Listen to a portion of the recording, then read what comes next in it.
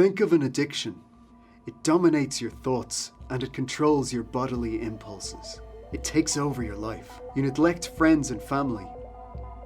You lose sight of responsibility and, consequently, you don't look after yourself.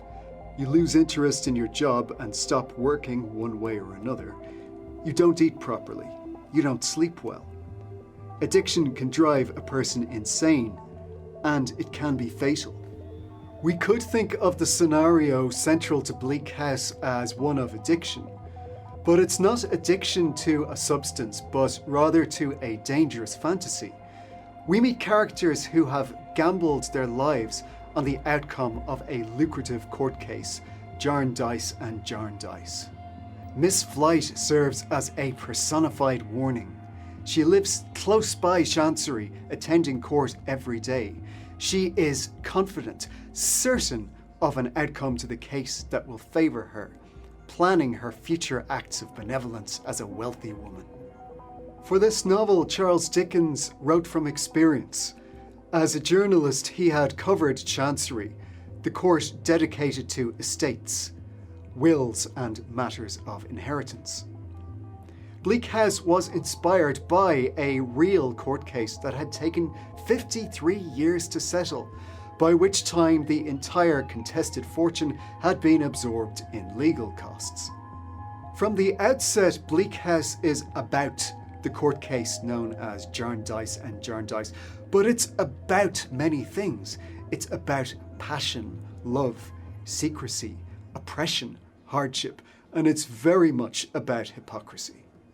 The subjects of Bleak House are diverse because the novel is very much concerned with interconnection. Dickens doesn't want to tell us about the upper classes alone, but neither does he want to tell us about poverty alone.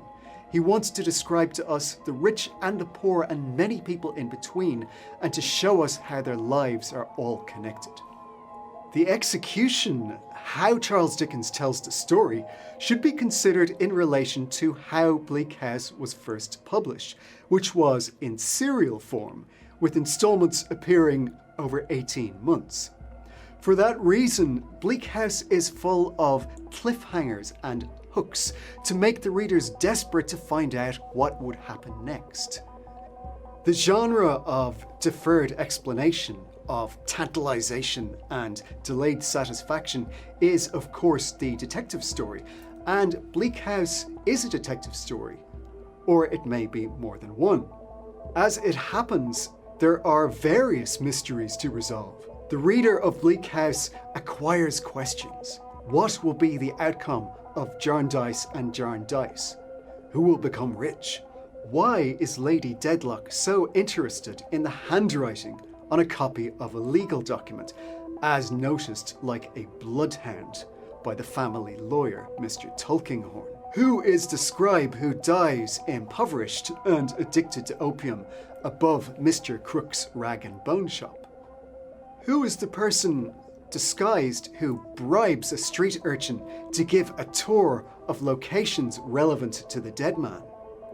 The lawyer's clerk, Mr. Guppy, begins an investigation of his own when he becomes interested in Esther Summerson's origins.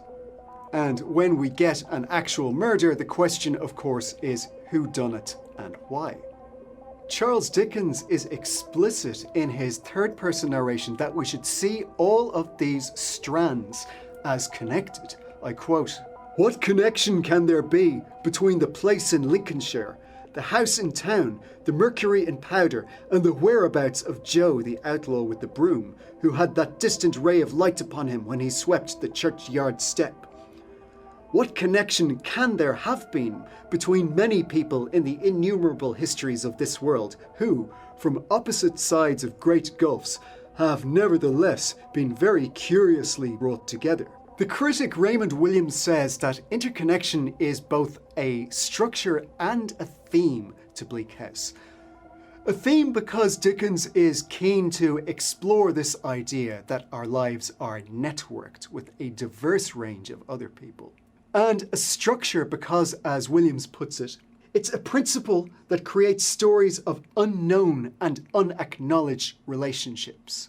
The mysteries of Bleak House are the products of an innovative narrative style, which Dickens exploits to defer explanation and rouse the reader's curiosity.